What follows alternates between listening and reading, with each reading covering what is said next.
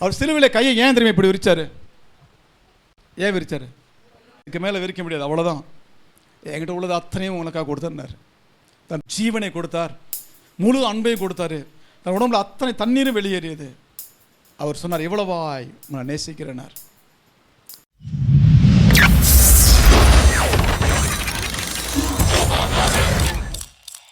கிருபை தான் நம்மளை வாழ வைக்குது. அல்லேலூயா. தேவனுடைய கிருபை தான் நம்மளை வாழ வைக்குது. வேதம் சொல்லுது, உலகத்தில் கடைசி நாட்களில் அநேக இடத்துல என்னாகும், பஞ்சங்கள், பூமி எதிர்ச்சிகள்லாம் வரும் அப்படின்னு கேள்விப்பட்டீங்க. இப்போ சமீபத்தில் 2 நாட்களுக்கு முன்னாடி வெனிசுலா தேசத்தில் மிகப்பெரிய பூமி எதிர்ச்சி வந்து அந்த ஸ்பாட்லேயே 960 பேர் இறந்து போனாங்க. 28ஆம் அதிகாரத்தில் 12 to 15 வரைக்கும் ஒருத்தர் வாசிங்க. பக்கம் 34, ஆதியாகமம் 28ஆம் அதிகாரம் 12 to 15 ஒருத்தர் வாசிங்க. அங்கே அவன் ஒரு சொப்பனம் கண்டான். இதோ ஒரு ஏணி பூமியிலே வைக்கப்பட்டிருந்தது. இதோ ஒரு ஏணி பூமியில வைக்கப்பட்டிருக்கிறது. அதன் நுனி வானத்தை எட்டி இருக்கிறது. அதிலே தேவதூதர் ஏறுகிறவர்களும் இறங்குகிறவர்களுமாய் இருந்தார்கள். அதற்கு மேலாக கர்த்தர் நின்று, நான் உன் தகப்பனாகிய ஆபிரகாமின் தேவனும் ஈசாக்கின் தேவனுமாகிய கர்த்தர். நீ படுத்திருக்கிற பூமியே உனக்கு உன் சந்ததிக்கும் தருவேன். உன் சந்ததி பூமியின் தூளை போல் கிழக்கையும் வடக்கையும் தெற்கையும் பரம்புவாய். உனக்குள்ளும் உன் சந்ததிக்குள்ளும் பூமியின் வம்சங்கள் எல்லாம் ஆசீர்வதிக்கப்படும். போது, நல்லா கவனமா கேளுங்க. இதை யாக்கோபுட்ட தேவன் சொல்லும் போது யாக்கோபுக்கு எத்தனை மனைவி இருந்தாங்க? ஒரு மனைவி கூட இல்லை. உடனே 4ன்றீங்க. அவன் தான் இன்னும் போகவே இல்லையா லாபான்ட்ட? அவன் போகிற வழியில் வனாந்தரத்தில் படுத்திருக்கும் போது ஆண்டவர் சொல்றாரு, நான் உயர்த்துவேன், உன் சந்ததி ரொம்ப பெருகும், கடற்கரை மணலை போல திரளான ஜனங்களை போல உன்னுடைய கூட்டம் இருக்கும், பூமியெல்லாம் அப்படி ஸ்தம்பிச்சு நிற்கும் உன்னுடைய வம்சம் சொல்லும் போது அவனுக்கு இன்னும் கல்யாணமே ஆகலை. கல்யாணம் ஆகிறதுக்கு முன்னாடியே, அவன் பணக்காரன் ஆகிறதுக்கு முன்னாடியே தேவன் சொன்னாரு, 2 பரிவாரங்களோட பெரிய சந்ததியா நீ வருவென்று முன்னாடியே வாக்கு கொடுத்தாரு. யாருக்கு சொன்னாரு? கல்யாண பொண்ணு பார்க்கறதுக்கு முன்னாடியே. கல்யாண பொண்ணு சிகப்பா, குட்டையா, நெட்டையா, கருப்பா, குண்டா இருக்குமான்னு அவனுக்கு தெரியாது. பார்க்கறதுக்கு முன்னாடியே ஆண்டவர் சொன்னாரு, உன்னுடைய சந்ததியை உயர்த்துவேன்னாரு. அதை அப்படியே நம்பினான். அல்லேலூயா. ஒரு விஷயத்தை நீங்கள் நம்பணும், வாழ்க்கையில் நமக்கு நாளைக்கு என்ன நடக்குது நமக்கு என்ன செய்யாது, தெரியாது. இப்போ வெனிசுலா தேசத்தில் மிகப்பெரிய பூமி எதிர்ச்சி வந்து இத்தனை பேர் இறந்து போனாங்க. அவங்களுக்கு இன்னைக்கு காலையில் பூமி எதிர்ச்சி வரப்போன்னு தெரிஞ்சிருந்தா யாரும் அங்கே இருந்திருப்பாங்களா? எல்லாரும் எங்கே போயிருப்பாங்க? வேற பட்டணம் நோக்கி போயிருப்பாங்க. யாருக்குமே தெரியாது. மரணம் இப்படி அப்படியே நம்முடைய கண்ணுக்கு மறைவாக தான் இருக்கும். ஒரு விஷயத்தை நீங்கள் நல்லா புரிஞ்சுக்கணும், தேவனுடைய தயவில் தான் நீங்கள் நானும் வாழ்ந்துட்டு இருக்கோம். அல்லேலூயா. இது எப்பயுமே நீங்கள் அறிக்கிடணும். நான் எங்கே போனாலும் சொல்லுவேன், எப்படிங்க வந்தீங்க? பஸ்ஸில் வந்தீங்கன்னா, ட்ரெயினில் வந்தீங்கன்னு சொல்லுவாங்க. காரில் தான் வந்தேன், ஆனால் தேவனுடைய தயவினால் வந்தேன். ட்ரெயினில் தான் வந்தேன், தேவனுடைய தயவினால் வந்தேன். நான் வாழ்கிற தேவனுடைய கிருபை. காலையில் எந்திரிச்ச முதல் ஜபமே, நான் உயிரோடு இருப்பதுக்காக உமக்கு நன்றி சொல்கிறேன் ஆண்டவரே. அல்லேலூயா. இதை சொல்லாமல் ஒரு நாள் கூட என்னுடைய படுக்கை விட்டு எழுந்திரிச்சதே கிடையாது. நான் உயிரோடு இருக்கிறேன், உமக்கு நன்றி. ஏன்னா எத்தனையோ பேர் இந்த இரவில் படுத்து காலையில் எந்திரிக்காம போனவங்க 100கணக்கான பேர். நீங்கள் ஜிஹெச்சில் போய் கேட்டு பாருங்கள், பெரிய பெரிய ஹாஸ்பிட்டலில் கேட்டு பாருங்கள், அவசர வார்டில் போய் கேட்டு பாருங்கள், ஒன்றும் பண்ண முடியாது. எத்தனை பேர் இறந்து போனாங்க. அப்போ நீங்கள் நானும் அப்போ இன்றைக்கி வந்து உயிரோடு இருக்கிற யாருடைய கிருபை? சமீபத்தில் திரைப்பட நடிகர் திடீர்னு என்ன பண்ணார்? அவர் இறப்பார், உங்கள் குடும்பத்துக்கே தெரியாது. ஏன் அவருக்கே தெரியாது. திடீர்னு இறந்து போனாங்க. எவ்வளோ பெரிய பணம் இருந்தாலும், எவ்வளோ பெரிய வசதி வாய்ப்பு இருந்தாலும், நம்முடைய கண்ணுக்கு மறைவாக இருக்க மரணத்தை நம்ம ஜெயிக்கணும்னா தேவனுடைய கிருபை நமக்கு வேணும். அல்லேலூயா. தேவ தயவு இல்லாமல் உயிர் வாழ முடியாது. நம்ம 1000 கற்பனை கோட்டைகளை கட்டலாம். என் வீடு அப்படி, என்னுடைய சொத்துக்கள் இப்படி இருக்கும், என் பிள்ளைங்க இந்த மாதிரி இருப்பாங்க, என் பிள்ளைங்களோட கணவனோட மனைவியோட இப்படி வாழணும் யோசிச்சுட்டு இருக்கலாம். ஆனால் வேதம் சொல்லுது, நான் என்னுடைய தயவினால தான் நீ வாழ்ந்துட்டு இருக்கிற. தேவ கிருபையால் தான் நீங்களும் வாழ்ந்துட்டு இருக்கிறோம். 2 கொரிந்தியர் 12ஆம் அதிகாரத்தில் 7-10 வரைக்கும் அப்போஸ்தலர் பவுல் சொல்றாரு பாருங்க. 2 கொரிந்தியர் 12ஆம் அதிகாரம் 7-10 வரைக்கும் நம்ம வாசிக்கும் பொழுது பக்கம் 255 அப்போஸ்தலர் பவுல் சொல்றாரு, ஆண்டவரே, இந்த ஊழியம் செய்யாதபடிக்கு ஒரு முள் வேதனை இருக்குது என்று பல முறை அவன் சொல்றான். 3 முறை சொல்லிட்டான், இந்த முள்ளு என்னை குத்திக்கிட்டே இருக்கு. அதுக்கு ஆண்டவர் என்ன சொன்னாரு? என் கிருபை உனக்கு போதும். நாம் என்ன சொல்கிறோம்? இந்த சரீர சுகத்தில் எனக்கு விடுதலை கொடுங்க, இந்த பலவீனத்தில் விடுதலை கொடுங்க, அப்போ தான் உங்களை நான் துதிப்பேன். எனக்கு ஒரு அற்புதம் செஞ்சால் நான் ஆண்டவருக்கு ஏதாவது செய்வேன், எனக்கு ஒரு என்ன ஆசீர்வதிச்சா நான் ஆண்டவருக்கு ஏதாவது செய்வேன். இல்லைங்க, நாம் ஆசீர்வதிச்சு அதுலேருந்து ஆண்டவருக்கு கொடுத்து அவர் பெரிய பணக்காரனாக போகிறது இல்லை. ரொம்ப பேர் தப்பாக நினச்சிட்டு இருக்கிறோம். நான் கொடுத்தா சபை பெருகிறோம், நான் கொடுத்தா ஆண்டவர் சந்தோஷமாயிருவார், நான் கொடுத்தா தான் ஆண்டவருக்கு அடுத்த வேளை சாப்பாடு கிடைக்கும், இப்படி நம்ம நினச்சிக்கிட்டு இருக்கோம். நாம் கொடுத்து அவர் பெருக போகிறதுக்கு இல்லை, அவர் கொடுத்து தான் நாம் பெருகிட்டு இருக்கிறோம். அல்லேலூயா. வேதம் சொல்லுது, உம்முடைய கரத்தில் வாங்கி உம்முடைய கரத்தில் திரும்ப கொடுத்தோம்னு யார் சொன்னா? தாவீது சொன்னார். நம்ம அவருடைய கரத்தில் வாங்கி அவருடைய கரத்தை திரும்ப கொடுக்கிறோம். ஒரு முள் என்ன குத்திக்கிட்டே இருக்கு, நான் என்ன சேர்ந்து பவுல் சொல்லும்போது ஆண்டவர் சொன்னார், என் கிருபை உனக்கு போதும், உன்னுடைய பலவீனத்தில் என் பலன் பூர்ணமாய் விளங்கும்னாரு. நம்முடைய பலவீனங்களை குறித்து நம்ம கவலைப்படக்கூடாது, நம்முடைய சுகவீனங்களை குறித்து கவலைப்படக்கூடாது. ஏற்ற காலத்தில் தேவன் என்ன செய்வார்? சுகம் தருவார். ஏற்ற காலத்தில் தேவன் பலன் தருவார். ஏற்ற காலத்தில் நம்ம ஆசீர்வதிப்பார். ஏற்ற காலம் வரும்போது கர்த்தர் நம்ம உயர்த்துவார். என் தங்கச்சி அடிக்கடி சொல்லிட்டே இருக்கும், பிள்ளைங்கனாலே பெரிய என்ன பெரிய தொல்லை, பிள்ளைங்கனாலே தொல்லை. அது சொல்கிற பேச்சு கேட்க மாட்டேங்குது, இது சொல்கிற பேச்சு கேட்க மாட்டேங்குது, இன்னொருத்தர் இருக்கிறான் எப்போ பார்த்தாலும் சாப்பிட்டுட்டே இருக்கிறான், இவனும் சொல்கிற பேச்சு கேட்க மாட்டேங்கிறான். இப்போ என்னாச்சு? காலம் கடந்து வரும்போது என்னாச்சு? ஒரு பிள்ளை கேரளா ஒட்டி போயிடுச்சு, ஒரு பிள்ளை கர்நாடகா பெங்களூருக்குள்ளே போயிடுச்சு, இன்னொரு பிள்ளை திரும்ப தோப்பூருக்குள்ளே போகிறான்.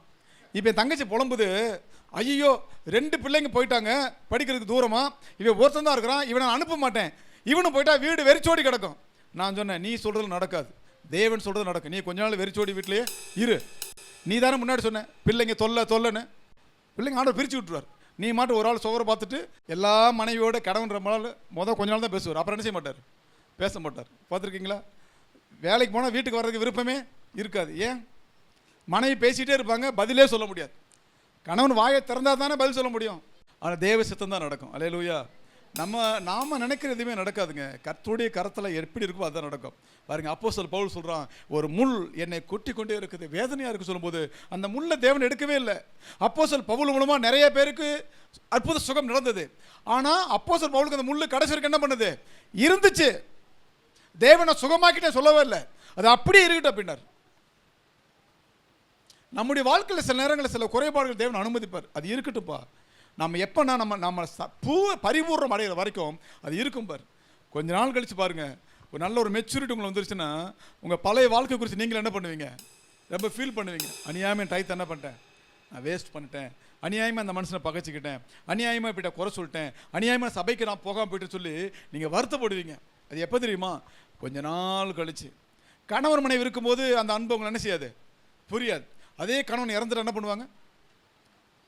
வீட்டில் பெருசாக படம் போட்டு, எங்களுக்குள்ள தெய்வமே, இதயத்தின் சிகரமே, இமயம் சரிந்தவரே, இமயமலை கீழே அடிவாரத்தில் இங்கே போனவரே, இப்படி நிறைய போட்டிருப்பாங்க. பார்த்தீங்களா? அதெல்லாம் எதுக்குங்க? எதுக்கு? உயிரோடு இருக்கும்போது அவரை நம்ம மரியாதை கொடுக்கறதில்ல, மனைவி உயிரோடு இருக்கும்போது மதிக்கிறதில்ல, மனைவி இல்லாதப்போ வீட்டுக்கு தனியாக அழுதுட்டு இருப்பாங்க. பார்த்தீங்களா? வெஞ்சனம் இல்லை, சாப்பாடு இல்லை. மனைவி மட்டும் இருந்தா வெஞ்சனம் வச்சு கொடுப்பா, எவ்வளோதான் வஞ்சாலும் வெஞ்சனம் வந்துடும். இப்போ வெஞ்சனம் வராது, ஒன்றுமே வராது. இருக்கும்போதே தேவனுக்கு நன்றி சொல்லி கனப்படுத்துங்க. அவங்க என்ன பண்ணுங்க? ரெஸ்பெக்ட் கொடுங்க, அவங்களுக்கு மரியாதை தேவையான மரியாதை கொடுங்க. இருக்கிறத வச்சு நம்ம ஆண்டவருக்கு நன்றி சொல்லும்போது தேவனுடைய தயவு நம்ம மேலே பூர்ணமாக இருக்கும். அல்லேலூயா. இல்லாததுக்கு நம்ம ஆசைப்படணும் அவசியமே இல்லைங்க.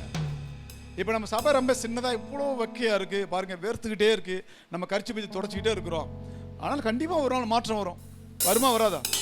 வரும். அன்னைக்கு நம்ம கர்ச்சிப்பே தேவைப்படாது. ஏன்? நல்ல நிச்சயமாக குழுக்குழு நம்ம இருப்போம். எத்தனை பேர் விசுவாசிக்கிறீங்க?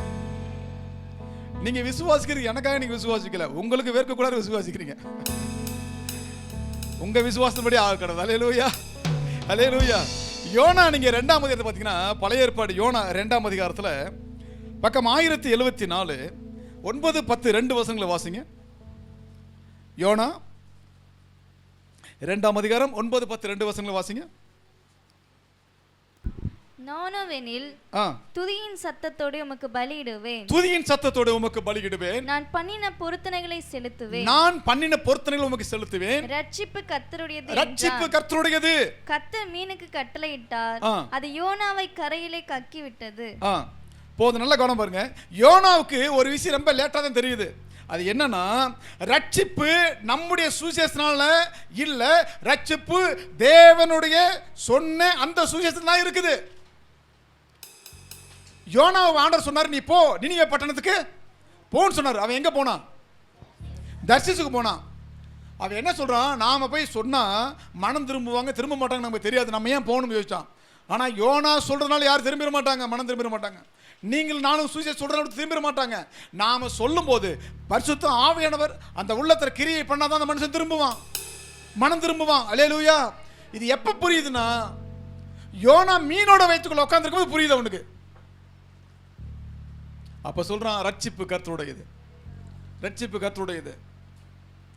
எங்க போகக்கூடாதுன்னு யோனா நினைச்சானோ, நேரா அங்கே போய் அதே கரையில அந்த மீன் அவனை கக்குனது. அல்லேலூயா. ஒரு விஷயத்தை நல்லா தெரிஞ்சுக்கோங்க, நீங்க தேவனுடைய சித்தத்துக்கு விலகி எங்க ஓடினாலும் திரும்ப ஒரு நாள் தேவன் உங்களுக்கு அந்த சித்தத்துக்கு கொண்டு வந்து நிப்பாட்டுவார். ஊழியத்துக்கு வரக்கூடாதுன்னு நினைச்சவன் நான், உண்மைதாங்க, ஊழியத்துக்கு வரக்கூடாதுன்னு நினைச்சவன் நான். என்னோட லைனே வேற, நான் வேறொரு தொழில் செஞ்சு நல்ல டெவலப் ஆகி அப்படி போகணும்னு நினச்சேன். சண்டே சர்ச்சுக்கு போகிறோமா, சனிக்கிழமை ஏதாவது கிராம ஊழியத்துக்கு போவோம், கொஞ்சம் பணம் தசமமாக கொடுக்கலாம், அவங்க சபையை தாங்கட்டும், இப்படி யோசித்தேன். நான் எங்கெங்கோ ஓடுனேன். தேவன் என்னை அப்படியே சுற்றி யோனாவை போல கொண்டு வந்தார். அல்லேலூயா. இன்னைக்கு நான் ஒரு ஊழியக்காரன் இருக்கிறேன்னா எனக்கே ஆச்சரியமாக தான் இருக்கு, எனக்கே ஆச்சரியமாக தான் இருக்கு. தேவனுடைய கிருபையை நினைக்கும் போது, அவருடைய தயவை நினைக்கும் போது ஒரு விஷயம் ரொம்ப நல்லா புரியுது. நாம ஆண்டவர் சமூகத்தில் எங்கிட்டு விலை ஓடினாலும் திரும்ப கொண்டு வந்துருவாரு. அல்லேலூயா. அவரை நேசிக்கிற பிள்ளைகளை அவர் என்ன செய்ய மாட்டாரு, கைவிடவே மாட்டாரு. உங்க பிள்ளை இருக்குது, சொல்ற பேச்சு கேட்கல, சரியா சாப்பிடல, வீட்டை விட்டு கோவிச்சுட்டு வீட்டை விட்டு வெளியே போயிட்டான்னா நீங்க ஒரு 10 மணி வரைக்கும் பார்ப்பீங்க. அதுக்கப்புறம் என்ன பண்ணுவீங்க நைட்டுக்கு? இப்போ ஒரு மாஸ்டர் இருக்காரு, சின்ன பையன், வீட்டை விட்டு கோவிச்சுட்டு வெளியே போயிட்டாரு. அவங்க அம்மா என்ன பண்ணுவாங்க? கொஞ்ச நேரம் கழிச்சு தேடி பார்ப்பாங்க. தேடி கண்டுபிடிச்ச முன்னாடி என்ன சொல்லுவாங்க? அவனுக்கு சாப்பாடு என்ன செய்வாங்க? கொடுப்பாங்க. கோபம் இருந்தாலும் இல்லாட்டாலும் முதல்ல என்ன செய்வாங்க? சாப்பாடு கொடுப்பாங்க. இன்னைக்கு வரைக்கும் நீங்கள் சாப்பிட்ற சாப்பாடு செரிமானம் ஆகிறது, நான் சாப்பிட்ற சாப்பாடு செரிமானம் ஆகிறது, கிடைக்கிற சாப்பாடு கொடுக்கறது எல்லாமே தேவனுடைய கிருபை. அல்லேலூயா. ஒரு படித்தேன், மிகப்பெரிய ஹார்ட் ஸ்பெஷலிஸ்ட் டாக்டர். அவர் எத்தனையோ பேரை ஹார்ட் அட்டாக் காப்பாற்றிருக்காராம். ஹார்ட்டில் எந்த மாதிரி சின்ன மைனராக லேசாக ஒரு அடப்பு இருந்தாலும் ஒரு பிரச்சனை இருந்தாலும் சரியாக சொல்லி அதுக்கான சொல்யூஷன் கொடுத்து அவங்களை காப்பாற்றி விட்டுருவார். பிரபலமான டாக்டர். அந்த டாக்டர் ஹார்ட் அட்டாக்ல இறந்து போனார். நான் சொல்றது புரியுதுங்களா? எல்லாரையும் ஹார்ட் அட்டாக்ல காப்பாற்றின டாக்டர் அவர் எதில் போயிட்டாரு? அவர் ஹார்ட் அட்டாக்ல போயிட்டார்.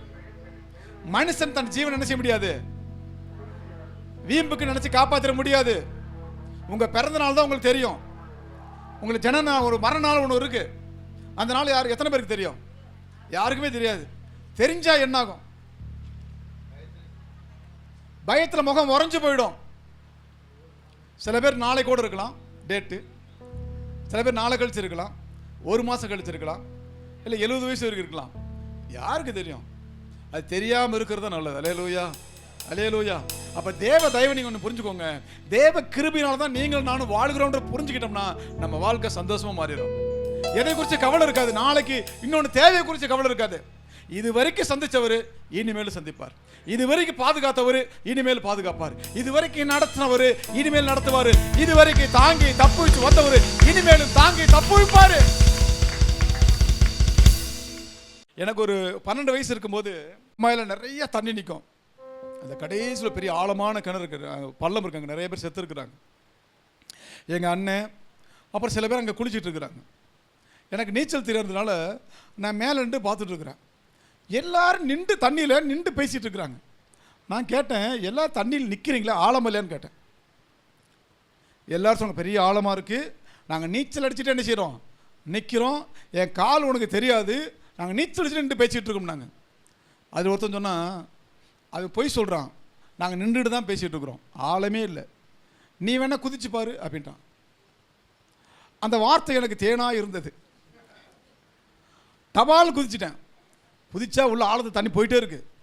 என்னை விட 2 ஆள் உயரத்துக்கு மட்டத்துக்கு மேலே இருக்கு. அவ்வளோதான் இன்றைக்கி நம்ம ஜோலி முடிஞ்சது. அவசரப்பட்டு குதிச்சிட்டோம் அப்படின்ட்டு உயிருக்கு போராடிட்டு இருக்கிறேன். எங்கள் அண்ணன் தூரமாக தான் பார்த்துட்டான்.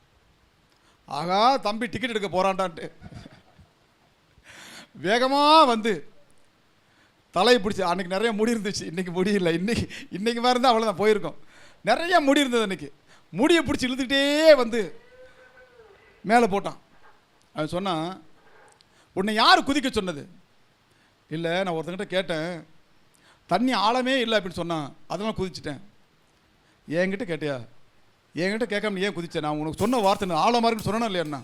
அப்போ தான் யோசிச்சு பார்த்தேன், பிசாசுடைய தந்திரங்கள் நம்மளை பாவத்தில் ஈஸியாக விளை வச்சிரும். எத்தனை பேருக்கு புரியுது? பிசாசுடைய தந்திரங்கள் ஈஸியாக பாவத்தில் விளை வச்சிரும். பாரு, நான் நல்லா தானே இருக்கிறேன். ஆதாம் ஏவாள்கிட்ட வந்து எதை வச்சு நீங்கள் ஏமாத்திருப்பான் நீங்கள் சொல்லி நினைக்கிறீங்க? ஏவாள்கிட்ட வந்து சாத்தான் எப்படி ஏமாத்திருப்பான்? டெய்லி ஆண்டவர் பேசிகிட்டு இருக்கும்போது எப்படி ஏமாந்து போனாங்க? ஒரு சின்ன கற்பனை தான், பைபிள் இல்லை. நான் எனக்கு பார்க்க என்ன நினைக்கிறேன்னா, ஏவாள்கிட்ட என்ன சொல்லியிருப்பான் சாத்தான்? இங்கே பாரு, என்ன தேவன் பரலோகத்தை தள்ளி விட்டார், நான் என்ன செத்தா போனேன்? உயிரோடு தானே இருக்கிறேன். அப்போ நீ மட்டும் இந்த பழத்தை தின்னா எப்படி செத்து போவ? தேவன் பொய் சொல்கிறாரு. நான் சாகலையா, அப்போ நீ எப்படி சாக முடியும்? அந்த வார்த்தை ஏவாளுக்கு எப்படி இருந்தது? உடனே கேள்வியே கேட்காம கணவன் பெருமிஷனில் என்ன பண்ணிட்டாங்க? பட்டார்னு புரிங்கி நறுக்குன்னு தின்னுட்டாங்க. கண்டிப்பாக வந்து ஆதாம் மஞ்சிருப்பார். வந்து தேவையில்லாமல் ஆண்டவர் வார்த்தை ஏன் நீ மீறுன்னு சொல்லும்போது இந்த அம்மா என்ன பண்ணியிருப்பாங்க? ஆண்டவர் சொன்னார், உன்னிடத்துல 2 அங்கி இருந்தா ஒரு அங்கி ஏழை கொடுனார். அப்படி என்ன அர்த்தம்? 2 சேலை இருந்தா, இந்த வார்த்தை நம்ம கடைபிடிக்கிறோமா? பெண்கள் கடைபிடிக்கிறோமா? ஆண்டவரே வந்தாலும் அவர்கிட்ட ஒரு சேலை கேட்போம், ஒரு சேலை எடுத்து கொடுங்க.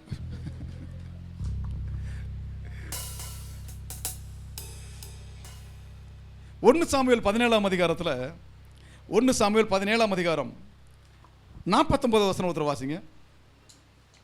1 சாமுவேல் 17ஆம் அதிகாரம் 49 வசனம். 17:49. தன் கையை அடைப்பத்திலே போட்டு அதிலிருந்து ஒரு கல்லை எடுத்து கவனிலே வைத்து சுழற்றி பெலிஸ்தனுடைய நெற்றியிலே படையெறிந்தான். அந்த கல் அவன் நெற்றியில் பதிந்து போனதினால் அவன் தரையிலே முகங்குப்புற விழுந்தான். இவ்விதமாய் தாவீது ஒரு கவனினாலும் ஒரு கல்லினாலும் பெலிஸ்தனை மேற்கொண்டவனை மடங்கடித்தவனை கொன்று போட்டான். தாவீது கையில் பட்டயம் இல்லாது இருந்தது. நல்ல கவனமா கேளுங்க. தேவனுடைய தயவுக்கும் மனுஷனுடைய பலத்துக்குள்ள வித்தியாசம் நீங்க புரிஞ்சுக்கணும். ரொம்ப தூரமா ஒரு பெரிய மலை மாமிசம் நிற்கிறான், கிட்டத்தட்ட 10 அடிக்கு மேலே நிற்கிறான். ஒரு பெரிய இவ்வளோ செட்டு உயரத்துக்கு ஒரு ஆள் நிற்கிறான். அவனுடைய அந்த ஈட்டியை பிடிக்கிறதுக்கு 2 பேர் என்ன செய்யுது? தேவைப்படுது. அவ்வளோ கனமான ஈட்டி. இப்போ தாவீது கல்லை கொண்டு எறிகிறான். 2 பேருக்கு போர் நடக்குது. போர் நடக்கிற முன்னாடி 2 பேரும் வார்த்தை பேசிக்கிறாங்க. உன்னை வெட்டி காகங்களுக்கு நான் என்ன செய்கிறேன்? இறையா போர்னு ஒருத்தர் சொல்கிறான். இவன் சொல்கிறான், தாவீது இஸ்ரவேலின் ராணுவ தேவனாகிய நாமத்தில் என்ன செய்வோம்? நிச்சயமா உன்னை நான் தோக்கடிப்பேன், உன்னை கொல்லுவேன். இவன் சொல்கிறான். 2 பேர் சொன்னது பாருங்க. ஒருத்தன் தன் சுய பலத்தை குறித்து சொன்னான், ஒரு ஆண்டவருடைய அன்பை பொறுத்து சொன்னான். எனக்கு ஆண்டவர் துணையாக இருக்கிறாரு தாவீது சொன்னான். கோலியாத்தினுடைய பலம் இருக்குன்னு தேவன் அவன் சொன்னான். இந்த 2குள்ள வித்தியாசம் நீங்கள் புரிஞ்சுக்கணும். தன் பலத்தை நம்பணும். என்ன பண்ணான்? செத்து போனான். தேவனை நம்பினவன் ஜெயிச்சான். இதில் ஒரு விஷயத்தை நல்லா கவனம் போச்சிங்கன்னா, அங்கே இருக்கிற கோலியாத்தை இங்கே இருந்து பெரிய கல்லை கொண்டு, ஒரு சின்ன கவனில் கல்லை கொண்டு எறியும் போது அந்த கல்லை நெற்றியில் என்ன பண்ணுச்சு? பதிந்து போனது. இப்போ என்ன வேகமாக அப்படி அடித்தா நான் எப்படி விழுவேன்? வசனம் சொல்லுது, முகங்குப்புற விழுந்தான். முகங்குப்புற இப்படி அடித்தா எப்படி முகங்குப்புற விழுக முடியும்? நல்லா புரிஞ்சுக்கோங்க. தாவீது கல்லை எடுக்கிறதுக்கு முன்னாடியே தாவீதின் சார்பில் கோலியாத்துக்கு பின்னாடி ஒரு பெரிய தூதன் நின்றான். அல்லேலூயா. அவன் நின்றான். சும்மா இந்த கல்லெல்லாம் அடித்தாலும் அவன் சாக மாட்டான். அவ்வளோ பெரிய அவன் சாதாரண சின்ன பையன் கிடையாது. ஆனால் அடித்த அடிகளை முகங்குப்புற விழுந்தான். சொல்லுவாங்களே அந்த கிக் பாக்ஸிங்கில் நாக் அவுட், கேள்விப்பட்டிருக்கீங்களா? நாக் அவுட்னு என்ன அர்த்தம்? ஒரே அடியில் அவன் கீழே விழுந்துருவான். ஒரே அடி தான். தூதன் அடித்த அடியில் கீழே முகங்குப்புற விழுந்து தாவீதுக்கு முன்னாடி முகங்குப்புற கிடக்கிறான் கோலியாத்து. உங்கள் வாழ்க்கையில் உங்களுக்கு விரோதமாக செயல்படுற மனுஷர்களை நீங்கள் தண்டிக்க வேண்டிய அவசியம் இல்லை. நீங்கள் முழங்கால் படிட்டா போதும், உங்களுக்காக பரலோகத்தின் தேவன் எழுந்து நிற்பார். அல்லேலூயா. உங்களுக்கு விரோதமாக எழும்புகிற மனுஷரை நீங்கள் பழி வாங்காதீங்க, அவங்க நீங்கள் அசட்டை பண்ணாதீங்க. கர்த்தர் உங்களுக்காக பெரிய காரியங்களை செய்வார். தாவீதே நினைச்சிருக்க மாட்டான், சவுலே நினைச்சிருக்க மாட்டான், யோனாத்தான் நினைச்சிருக்க மாட்டான் இன்னைக்கு கோலியாத் சாவான்னு. ஆனா தேவன் ஒரு மனுஷன் உயர்த்த நினைச்சிட்டா, தேவ கிருபை நம்ம குடும்ப ஆளுகை செய்ய நினைச்சிட்டா, நமக்காக கோலியாத்துகள் தேவன் முறியடிப்பார். அல்லேலூயா, அல்லேலூயா. அன்னைக்கு கோலியாத்தை தாவீது எரிஞ்ச கல்லு கோலியாத்தை சாகாம இருந்திருந்தா தாவீது ராஜாவா ஆயிருக்க முடியுமா? ஆயிருக்க முடியுமா? ஆயிருக்க முடியாது. நிறைய தடைகள் வந்து இருக்கும். அவன் உள்ள அந்த ராஜாவோட அரண்மனைக்குள்ள என்ட்ரி ஆயிருக்க முடியாது. இன்னைக்கு நீங்க சபையில என்ட்ரி ஆயிருக்கீங்கன்னா உங்களுக்காக உங்களுக்கு விரோதமே செய்ய சாத்தான தேவன் ஏற்கனவே முறியடிச்சாரு. நீங்க சபைக்குள்ள சும்மா வந்து உட்காரலங்க. இவ்வளவு மிரட்டல் மத்தியில, இவ்வளவு பிரச்சனைக்கு மத்தியில, இவ்வளவு சரீர பலவீனத்துக்கு மத்தியில நீங்க சும்மா வந்து உட்காரல. நீங்க வர்றதுக்கு ஆயிரம் தடைகள் இருந்தது. அத்தனை தடைகளையும் தேவன் உங்களுக்கு அடித்து நொறுக்கி போட்டார். அல்லேலூயா, அல்லேலூயா. என் வாழ்க்கையில் ரொம்ப நல்லா தெரியும். இன்னைக்கு சபையில் நிக்கிறேன்னா எனக்கு பின்னாடி தேவ தூதர் நிக்கிறாங்க, நமக்கு பின்னாடி தேவ தூதர் நிக்கிறாங்க. எத்தனை பேர் வர நினைச்சாலும் வர முடியல. காரணம் எனக்காக வழக்காடுற தேவன் ஒரு இருக்கிறார். அல்லேலூயா, அல்லேலூயா. ஆதியாகமம் 41 அதிகாரம், ஆதியாகமம் 41 அதிகாரம் 14 வாசிங்க. ஆதியாகமம் 41:14, பக்கம் 54. அப்பொழுது பார்வோன் யோசேப்பை அழைப்பித்தான். அவனை தீவிரமாய் காவல் கிடங்கிலிருந்து கொண்டு வந்தார்கள். அவன் சவரம் பண்ணி கொண்டு வேறு வஸ்திரம் தரித்து பார்வோனிடத்தில் வந்தான். பார்வோன் யோசேப்பை நோக்கி, ஒரு சொப்பனம் கண்டேன், அதன் அர்த்தத்தை சொல்ல ஒருவரும் இல்லை. அதுல 42 வசனம் வாசிங்க. 42, ஆதியாகமம் 41:42 வாசிங்க. பார்வோன் தன் கையில் போட்டிருந்த தன் முத்திரை மோதிரத்தை கலற்றி அதை யோசேப்பின் கையிலே போட்டு மெல்லிய வஸ்திரங்களை அவனுக்கு உடுப்பித்து பொன் சரப்பணியை அவன் கழுத்திலே தரித்து தன்னுடைய இரண்டாம் ரதத்தின் மேல் அவன் என்ன பண்ண அதிகாரியாய் ஏற்றினான். நல்லா கவனமா கேளுங்க. எந்த இடத்துல டிரெஸ்னால அவமானப்பட்டானோ நல்லா புரிஞ்சுக்கோங்க. ஆரம்பத்தில் அவங்க அப்பா யாக்கோபு யோசேப்புக்கு ஒரு ட்ரெஸ் போட்டு விட்டாரு. அந்த ட்ரெஸ் என்ன பண்ணாங்க, சகோதரர் என்ன பண்ணாங்க, அந்த ட்ரெஸ்ஸு மேலே புறாம போட்டு ட்ரெஸ்ஸை எடுத்து அதில் ஆட்டு ரத்தத்தை தேய்ச்சி அவன் செத்து போனான்னு சொல்லி அவனை அடிமையாக விட்டுறாங்க. அடிமையாக போன இடத்துல ஒரு அடிமையின் ட்ரெஸ்ஸு, அந்த அடிமையின் ட்ரெஸ்ஸுக்கு ஒரு ஆபத்து வருது. அந்த ட்ரெஸ்ஸை யார் உருவாங்க? முதல் ட்ரெஸ் யார் உருவாங்க? ரெண்டாவது ட்ரெஸ் யார் உருவாங்க? போத்திபார் உருவல. போத்திபார் மனைவி என்ன பண்ணிட்டாங்க? ஊறி விட்டாங்க. அந்த ட்ரெஸ்ஸுக்கு ஆபத்து. அங்கே போகிறாங்க, இன்னொரு ட்ரெஸ்ஸு கொடுக்குறாங்க. சிறைச்சாலையில் ஒரு கைதி ட்ரெஸ்ஸு, நம்பர் கட்டம் போட்டு சட்டான்னு நம்பர் போட்டு கொடுத்துருப்பாங்க. அந்த ட்ரெஸ்ஸுக்கு ஒரு ஆபத்து வருது. அந்த ட்ரெஸ்ஸுக்கு ஆபத்து வரும்போது தேவன் அந்த ட்ரெஸ்ஸுக்கு ஆபத்து வர உண்டாக்கலை. எந்த இடத்துல ட்ரெஸ்ஸுனால் அவமானப்பட்டானோ, எங்கே தேவனை நம்பி இருந்தானோ அதே இடத்துல, அவமானப்பட்ட இடத்துல, தலை குனிஞ்ச இடத்துல தேவன் இன்னொரு ட்ரெஸ்ஸு கொடுத்தாரு. அந்த ட்ரெஸ்ஸு சாதாரணமான ட்ரெஸ் இல்லை, ராஜா கொடுத்த ட்ரெஸ்ஸு. அரண்மனையில் இரண்டாவதாக பெரிய அதிகாரி ஆக்கினான். இரண்டாவது மிகப்பெரிய ரதத்தில் அவனை ஏற்றாங்க. பொற்சர பணி கழுத்தில் போட்டு நல்ல ஒரு தங்க சருகை போல இருக்க ட்ரெஸ்ஸு அவனை மாட்டி விட்டாங்க. அந்த ட்ரெஸ்ஸை பார்த்து எல்லாரும் பொறாமப்படுறாங்க. எந்த ட்ரெஸ்ஸை பார்த்து பொறாமப்பட்டாங்களோ சகோதரர்கள், அதை விட அழகான ட்ரெஸ்ஸை போட்டு அந்த ட்ரெஸ்ஸை பார்த்தோன்னா அவன் காலில் விழுந்து கும்பிட்டு தானியம் கேட்டாங்க. காரணம் என்ன தெரியுங்களா? நம்ம ஆண்டவரை நம்பி இருந்தா தேவ கிருபை நம்மளை சூழ்ந்து கொள்ளும். அல்லேலூயா. என் பலன், என் படிப்பு, என்னுடைய ஞானம் என்ன காப்பாத்தாது, என் அறிவு என்ன காப்பாத்தாது, என்னுடைய பணம், என்னுடைய வீடு காப்பாத்தாது, என் மனைவி பிள்ளைங்களை காப்பாற்ற முடியாது. இப்போ பூமி எதிர்ச்சி வந்தது, எத்தனை பேர் யாரை காப்பாற்றினாங்க? யார் காப்பாற்ற முடியாது. தேவ தயவுனால தான் நீங்களான இன்னைக்கு வரைக்கும் வாழ்ந்துட்டு இருக்கிறோம். தேவ தயவு இருந்தால் தான் நமக்கு கல்யாணம் நடக்கும். தேவ கிருபை இருந்தால் தான் நமக்கு பிள்ளைங்க பிறக்கும். தேவ கிருபை இருந்தால் தான் நம்ம பிள்ளைங்க ரட்சிக்கப்படுவாங்க. தேவ கிருபை இருந்தால் தான் நீங்கள் நானும் நீடித்தாய்ச்சியில் வாழ முடியும். அல்லேலூயா. யோசேப்பு ரொம்ப நல்லா புரிஞ்சிருந்தது.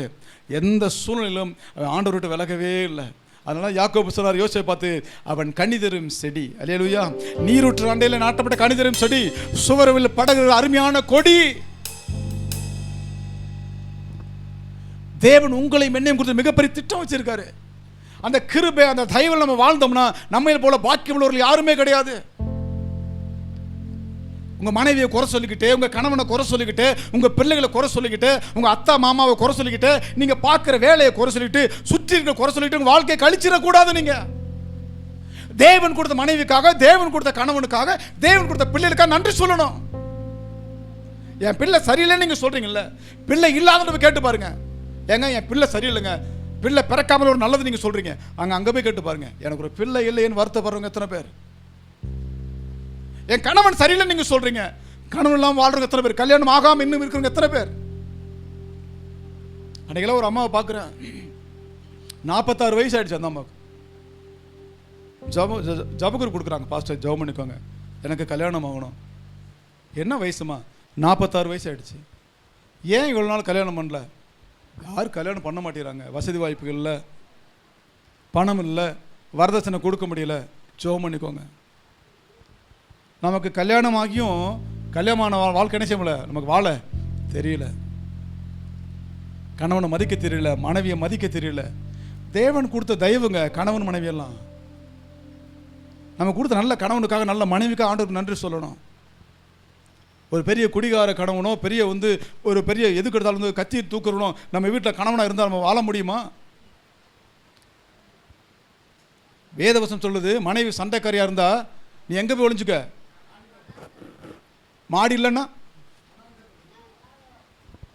ஆனால் திரும்ப வந்துருன்னு வசனம் சொல்லுது. அங்கேயே வளர்ந்ததை செட்டை போட்டு குடியிருந்துடாத, சாயங்காலம் வந்துரு, மறுபடியும் சண்டை போட்டு அட்ஜஸ்ட் பண்ணிட்டு காலையில் கூட போய்க்க, மறுபடியும் வந்துரு. மனைவி விட்டு பிரிஞ்சு போகாத, கணவனை விட்டு நீ பிரிந்து போகாதன்னு வேதவசனம் சொல்லுது.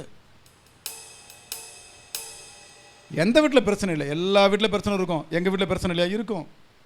ஆனால் வசனத்துக்கு ஃபாலோ பண்ணுறோம். சூரியன் அஸ்தமிக்கு முன்னே உன் கோபம் தனியே கடவுது.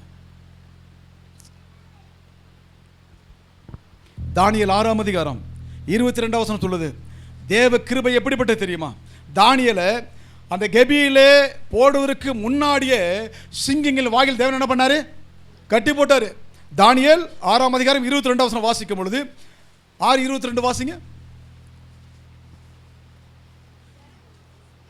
மைக்கில் வாசிங்க. தானியேல் 6:22. சிங்கங்கள் என்னை சேதப்படுத்தாதபடிக்கு தேவன் தம்முடைய தூதனை அனுப்பி அவர்கள் வாயை கட்டி போட்டார். ரொம்ப முக்கியமான அது ஏனென்றால் அவருக்கு முன்பாகவும் குற்றமற்றவனாக காணப்பட்டேன், ராஜாவாக முன்பாகவும் குற்றமற்றவனாக காணப்பட்டேன். நீங்க ஒரு விஷயத்தை புரிஞ்சுக்கோங்க, தேவ தயவு தேவ கிருபை உங்களை சூழ்ந்து கொள்ளணும்னா முதல்ல உங்க மனசாட்சி உங்களை குற்றவாளி என்ன செய்யக்கூடாது? தீர்க்க கூடாது. உங்களை மற்றவங்க குற்றவாளி சொன்னா கவலைப்படாதீங்க. இப்போ நான் இருக்கிறேன், இப்போ நான் வீதியில் போகும்போது திடீர்னு சபை மூப்பர்கிட்ட யாரோ சொல்கிறாங்க, அங்கே உங்கள் சபை பாஸ்டர் மணி ராபர்ட் இருக்கார்ல, ஆமாம், பீடி குடிச்சிட்ருக்காரு. கண்ணால் பார்த்தேன், என் 2 கண்ணால் கண்ணால் இப்படி பார்த்தேன், விளக்கண்ணை ஊற்றி பார்த்தேன். அப்படின்னா மாயண்டியை நம்புவாரா பால்றதை நம்புவாரா எனக்கு தெரியாது. நம்பலாம் நம்பாமல் போகலாம். அவங்க நம்பினாலும் பிரச்சனை இல்லை, நம்பாவிட்டாலும் பிரச்சனை இல்லை. ஏன் பிரச்சனை இல்லை? ஏன்னா நான் பீடி என்ன செய்யலை, குடிக்கலை. எங்கள் அம்மாவோட ஒருத்தர் சொல்லியிருக்காங்க, ஒரு ஆள் ரொம்ப வருஷம் முன்னாடி, உன் பையன் அங்கே உட்காந்து சிகரெட்டு குடிச்சிட்டு இருக்கான் தெரியுமா உங்களுக்கு? எங்கள் அம்மா கிட்ட இருக்கிறாங்க, எந்த பையன்? 3 பையனில் எந்த பையன்? நடு பையன். அந்த நடுவில் இருக்கான பையன் அவன் தான், தலையில் முடி இல்லாமல் இருப்பான்ல, அவனே தான் சிகரெட்டு குடித்தான். எங்கள் கண்ணால் பார்த்தோம். எங்கள் அம்மா சொன்னாங்க, மூத்தவன் நீ சொல்லியிருந்தா நிச்சயமாக நம்பியிருப்பேன், அவன் ஏற்கனவே பீடி குடிக்கிற வல்லவனாக இருக்கிறான். 3வது சொல்லியிருந்தா நிச்சயமாக நம்பியிருப்பேன், அவன் பீடியில் குடிக்க மாட்டான், வேறு ஏதோ குடிச்சிட்டு இருக்கான்னு தெரியுது. என் இளைய பையன் அப்படி இல்லை, நீ அவன் கையில் கொடுத்து 10 வச்சு கொடுத்தாலும் குடிக்க மாட்டான். காரணம் அவன் இயேசுவோடு கூட இருக்கிறான். அல்லேலூயா. யோசேப்பு மேலே தானியேல் மேலே குற்றச்சாட்டப்பட்டது. 2 பேர் குற்றவாளி சொல்லி ஜெயிலில் போட்டாங்க. சிங்க கெபியிலே தானியேல் தூக்கி போட்டாங்க. நல்லா புரிஞ்சுக்கோங்க, மனிதர்கள் உங்களை குற்றவாளி சொல்லும்போது நீங்கள் கவலையே படாதீங்க. அல்லேலூயா. மனுஷங்க உங்களை பார்த்து குற்றவாளி சரியில்லை மோசமான சொன்னால் அதை குறித்து கவலை நீங்கள் படாதீங்க. ஆனால் நீங்கள் உண்மையாகவே குற்றவாளியாக இருந்துடாதீங்க. உங்கள் மனசாட்சி உங்கள் குற்றவாளி திருந்துடக்கூடாது. தானியேலுக்கு ஒரு மிகப்பெரிய பலம் இருந்தது, நான் குற்றவாளி இல்லை தைரியமாக இருந்தான். சிங்கங்கள் கெபியில் போட்டாங்க. வேதம் சொல்லுது, சிங்க கெபியில தானியேலை போடுறதுக்கு முன்னமே சிங்கங்கள் வாய்களை தேவன் கட்டி போட்டார். இப்போ சிங்கத்தோட வாயை கட்டி போடலாங்க. வாயை கட்டி போட்டால் மனுஷன் பிழைக்க முடியுமா? இப்போ 4 சிங்கம் இருக்கு, வாயை மட்டும் கட்டிட்டேன், அது காலில் என்ன இருக்கு? ஓங்கி அடிச்சா எல்லாம் தெளிவாக தான் இருக்கீங்க. அவ்வளோ அடிக்கிற வெயிட்டில் சிங்கம் உங்களை அடித்தா நீங்கள் சொல்லுவீங்களா, ஆண்டவரே நல்ல வேலை சிங்கத்தில் பல்ல கட்டி போட்டீங்க, நகத்தை நான் சமாளிச்சுக்குவேன், இந்த 4 நகம் இருக்குல்ல, 4 கால் நகத்தை நான் சமாளிச்சுக்குவேன் அப்படின்னு கராத்தை வைப்பீங்களா? ஓய் அப்படி வைப்பீங்களா? வச்சா என்ன ஆகும்? ஒரு முறை டிஸ்கவரி சேனலில் பார்த்தேன், ஒரு மாடு காட்டெருமை போகுது, சிங்கம் வேகமாக போயிட்டு அது பின்னாடி ஏறி என்ன செய்யுது, அது அப்படியே நகத்தில் இழுக்குது, அப்படியே தோல்லாம் அப்படி கிழிஞ்சு ரத்தம் வடியுது. காட்டெருமை தோல் கிழிஞ்சு வடிதுன்னா ஏன் தோல் என்னாகும்? சும்மாவே வெயிலுக்கு அதுவாக கிழியுது. உண்மையா இல்லையா? அப்போ தேவன் வந்து சிங்கத்தில் வாயை மாதிரி கட்டி போடலங்க, அதோட பலத்தை கட்டி போட்டார். அதுக்கு லூஸ் மோசன் போய் அதுக்கு மயக்கம் வந்து கிருகிருப்பு வந்து கண்ணு தெரியாம மயக்கமே கிடக்கு. தானியேல் தூக்கி போடும்போது அதே சிங்கங்கள் தானியேலை வெளியே எடுத்ததுக்கு பின்னாடி ஒரு குரூப் போடுறாங்க, நாங்கள் நல்லவங்க, நாங்கள் வல்லவங்க, எந்த தப்புமே பண்ணலன்னு மற்றவங்க முன்னாடி பேர் எடுத்தவங்க, ஆனால் தேவனுக்கு முன்னாடி குற்றவாளி நிரூபிக்கப்பட்டவங்க. அவங்க சிங்கக்கவில் போடும்போது சிங்கத்துக்கு பல எங்கேருந்து வந்துச்சுன்னு தெரியல. அவங்க ஒவ்வொருத்தரும் கீழே விழுகிறதுக்கு முன்னமே கீழேருந்து ஜம்ப் ஆகி எலும்புகளை அடித்து நொறுக்கு போட்டுதான். உங்களுக்காக உங்கள் சத்துருக்கள் பிடர்கே தேவன் அடித்து நொறுக்குவார். அல்லேலூயா, அல்லேலூயா. ஆனா உங்க சைடு உண்மை இருக்கணும். உங்க சைடு அநியாயம் பண்ணிட்டு லேசா நசிக்கிட்டு அப்படியே லேசா நசிக்கு உள்ள வச்சுட்டு, ஆண்டவரே ஆண்டவரே யாருமே பார்க்கலாம், அப்பா அல்லேலூயா, ஆண்டவரே எனக்காக யுத்தம் பண்ணுங்க. முதல் யுத்தமே உங்களுக்கு தான் வரும். முதல் யுத்தமே உனக்கு தான்.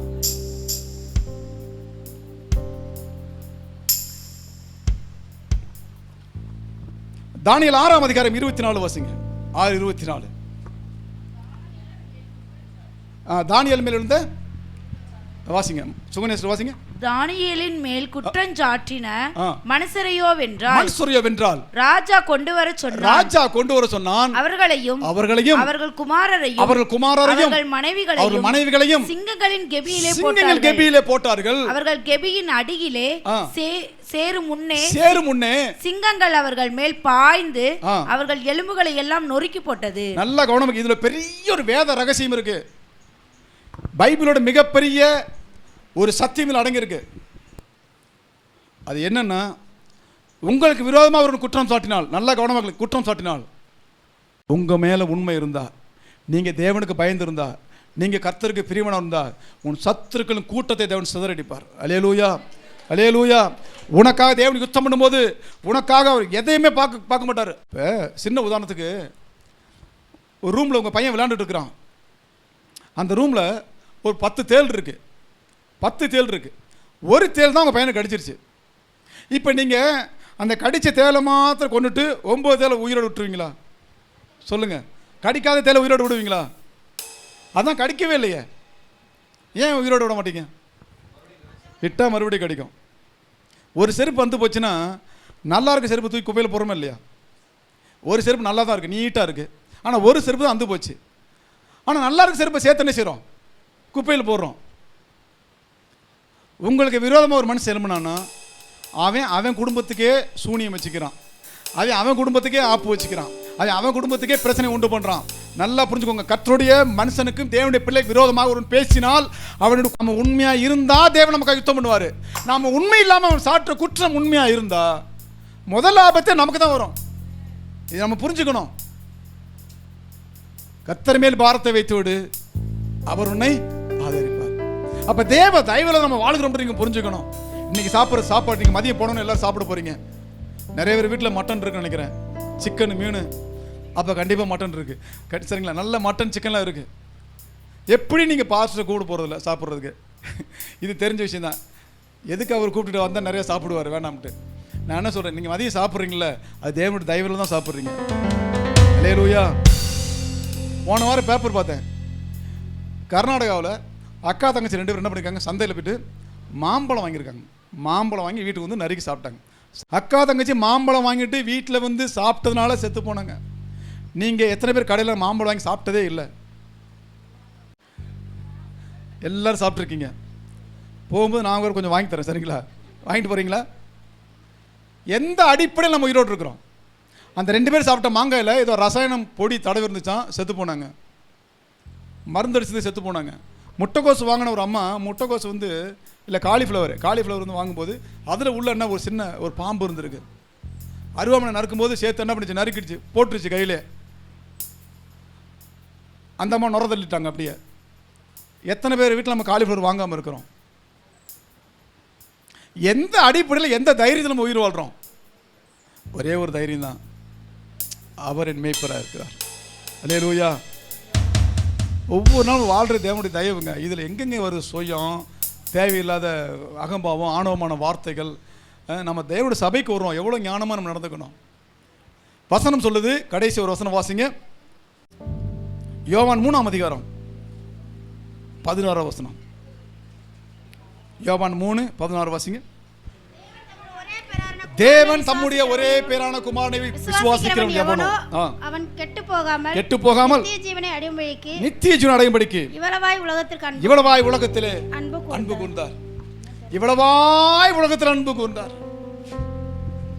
எவ்வளவு அதுக்கு கணக்கே கிடையாது. இப்ப நம்ம கிட்ட எவ்வளவு அன்பு இருக்கு. ஆனா பாட்டு நம்ம சூப்பரான செய்வோம், பாடுவோம். ஆண்டவர் நம்மகிட்ட எதிர்பார்க்கறது தெரியுமா? தம்பி, என்னுடைய அன்பை நீ முதல் சமுதாயத்தில் காட்டாதப்பா, முதல் உன் வீட்டில் காட்டு.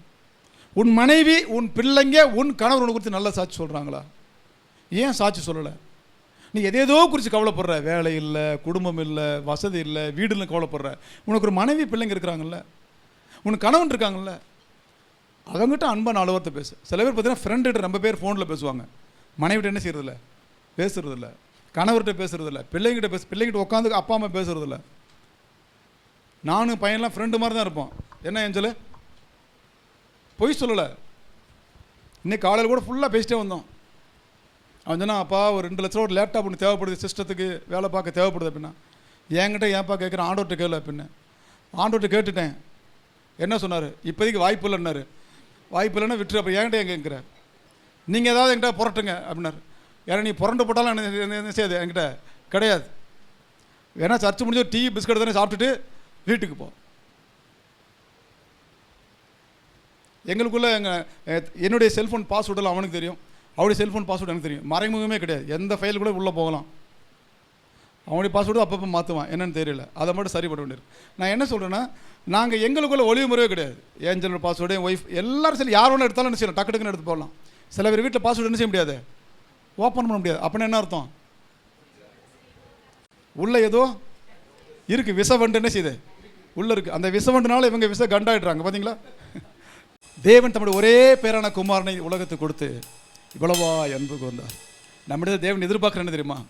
தேவ கிருபையில் தான் நம்ம வாழ்கிறோம்ன்றதை நம்ம புரிஞ்சுக்கிட்டோம்னா ஆணவம் வராது, அகம்பாவம் வராது, வீம்பு வராது, பிடிவாதம் வராது, சண்டை வராது, துர்குணங்கள் வராது, கோல் சொல்கிறது வராது, பொறாமப்படுறது வராது, வீம்பா பேசுகிறது வராது, ஒரு மனுஷன் அற்பமாக என்றது வராது, இகழ்ச்சியாக நடக்கிறது வராது, யாரையும் உயர்வை எண்ணக்கூடிய சூழ்நிலை வரும். ஏன் தெரியுமா?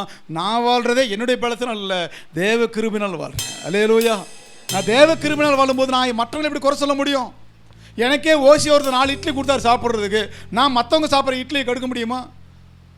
எனக்கு ஒரு ஓசியாக 4 இட்லி கொடுத்தாருங்க, அப்போ மற்றவங்க கொடுக்கும்போது வாங்கிக்கோங்கன்னு சொல்ல முடியும். நான் ஒரு 4 பேர் பசியாக இருக்கும்போது ஒருத்தர் வந்து இட்லி வாங்கி தர்றாரு, 3 பேருக்கு சாப்பாடு இல்லை, அந்த 3 பேருக்கு ஒரு இடத்துல இட்லி இருக்குன்னா நான் என்ன சொல்லுவேன்? நீங்கள் அங்கே போங்க, இட்லி தருவாங்க சொல்லணுமா இல்லையா? இதுதான் தேவனுடைய கிருபை. அப்போ நான் வாழ்கிற தேவனுடைய கிருபைனா நீங்களும் தேவனுடைய கிருபையில் வாழ்கிற சொல்கிறதான சத்தியம்.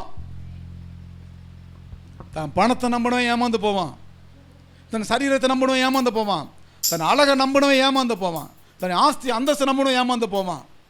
தேவனை நம்பினவன் ஒரு நாள் ஏமாந்து போக மாட்டான். அல்லேலூயா. என்னுடைய 20 வயசுல 22 வயசுல நல்ல அழகா இருப்பேன். நான் நம்ப மாட்டீங்க, தெரியும். என்னுடைய 22 வயசுல ரொம்ப அழகாக தான் இருந்தேன். நீங்கள் நம்பினாலும் மட்டும் அதான் உண்மை. நான் கருப்பாக தான் இருந்தாலும் கொஞ்சம் பரவாயில்லாமல் இருப்பேன். நல்ல பாடி கைட்டு, நல்ல சட்டை போட்டு, நல்ல ஜிம் பாடி நல்லா இருந்தேன், நல்ல முடி நிறையா இருந்துச்சு. அப்போ நினச்சேன் இது நிரந்தரமாக இருக்கும், இந்த அழகில் அப்படியே மெயின்டைன் பண்ணிட்டு போக நினச்சோம். கொஞ்சம் கொஞ்சமாக போக போக அழகு காணாமல் போச்சு, சரீர பலவீனமாக போச்சு. இருந்து நம்பி 4 முடி 40 கிலோமீட்டர் அந்த பக்கம் போயிடுச்சு. பெலிஸ்தர் படைகள் பின்வாங்கி போன பிறகு என்ன பண்ணிடுச்சு, முடிகளை பின்வாங்கி போயிடுச்சு. நான் எதை நம்பணும்னோ அது கைவிட்டுருச்சு. தேவனை நம்பினேன், அவர் கைவிடலை. தேவனை நம்பினதுக்கு பின்னாடி விபத்துகள் வந்து பாதுகாத்தார். பாம்பு கொத்துச்சு, பாதுகாத்தார். பாம்பு இன்னைக்கு உயிரோடு இருக்கான்னு தெரியல, ஆனால் நான் உயிரோடு இருக்கிறேன். அல்லேலூயா. மாரடைப்பு வந்தது, தேவன் பாதுகாத்தார். என்னென்ன நடப்புக்கு தெரியல, எல்லாத்தையும் தேவன் பாதுகாத்தார். அல்லேலூயா. எல்லாவற்றிலும் தேவனை பாதுகாத்தார். இப்போ நான் யாருக்கு நான் பிரியமா இருக்கணும்? அவருக்கு தானே பிரியமா இருக்கணும். அப்போ ஒரு விஷயத்தை நீங்கள் நல்லா புரிஞ்சுக்கோங்க. கர்த்தர் உங்கள் கூட இருக்கிறாருன்னு ஒரு ஆதாரம் என்னென்னா, நீங்கள் எப்பயுமே சொல்கிற வார்த்தை, நான் தேவனுடைய தயவினால் வாழ்கிறேன், என் மனைவி தேவன் கொடுத்தது. அதனால தான் கர்த்தர் தந்த ஈவுன்னு சொல்லப்பட்டு யாரை குறித்து சொல்லப்பட்டிருக்கு? மனைவி வந்து கர்த்தர் தந்த ஈவு, பிள்ளைங்க கர்த்தர் தந்த சுதந்திரம், கணவன் தேவன் கொடுத்த தயவு. இப்படி சொன்னீங்கன்னா உங்கள் வாழ்க்கை நல்லா இருக்கும். அநியாயமாக வாழ்க்கையில் இவரை கட்டிட்டு வாழ்க்கையை வெட்டியாக போச்சு. அந்த அவரை கட்டியிருந்தானே 3ஆவது மாடியில் இருந்திருப்பேன். இவருக்கு அவிசுவாசம் ரொம்ப அதிகமாக இருக்கும். என் தங்கச்சி பொண்ணு இப்போ கர்நாடகாவில் பெங்களூர் போய் சேர்த்துட்டு வந்தோம். 34வது மாடி அந்த பொண்ணு படிக்கிறது, 34வது மாடி. என் தங்கச்சி என்ன கேட்குறான்னா, 34வது மாடி ஜன்னலில் கம்பியெல்லாம் இருக்குல்லப்பா, கம்பியெல்லாம் கரெக்டாக இருக்குல்ல ஜன்னலில், நான் எதுக்கு கேட்குறேன்னு யோசிச்சே இருந்தேன். அதுக்கப்புறம் தான் அருண் சொன்னான், அப்பா அத்தை எது கேட்குறேன்னு தெரியுமா, அங்கேருந்து கீழே குதிச்சு செத்து போச்சுன்னா அந்த சாகாமல் இருக்கிறது தான் கம்பி இருக்கான்னு கேட்குது. ஓ இப்படியெல்லாம் கற்பனை வருதா. என் தங்கச்சி கேட்டேன், என்னப்பா உங்கள் அம்மா இப்படி சொல்கிறாங்க, அங்கேருந்து குதிச்சு ஜம்பாகி செத்துருவேமே, எங்கள் அம்மா வேணால் தள்ளி விடுவேன், நான் விட மாட்டேன் அப்படி. இன்றைக்கி பொண்ணுக்கு ரொம்ப பையங்க நல்லா ஜூட்டாக இருக்கிறாங்க. எல்லாமே தேவ தயவில் தான் நடக்குதுன்னு நீங்கள் புரிஞ்சுக்கிட்டீங்கன்னா உங்கள் வாழ்க்கையில் ஒரு மனுஷனை குறை சொல்ல முடியாது. ஏன்னா நீங்களே தேவ தயவில் தான் வாழ்கிறீங்க. அல்லேலூயா. நம்ம கண்களை மூடி ஜெபம் பண்ணலாமா? நம்ம கண்களை மூடி. வெல்வோம், அஞ்சாமல் செல்வோம், வஞ்சகரை வெல்வோம், அரணான கோட்டைகளை பிடித்திடுவோம், அரணான கோட்டைகளை பிடித்திடுவோம். தேவனே வந்து நம்மை நடத்திடுவான், தேவை அறிந்து பயன்படுத்திடுவான்.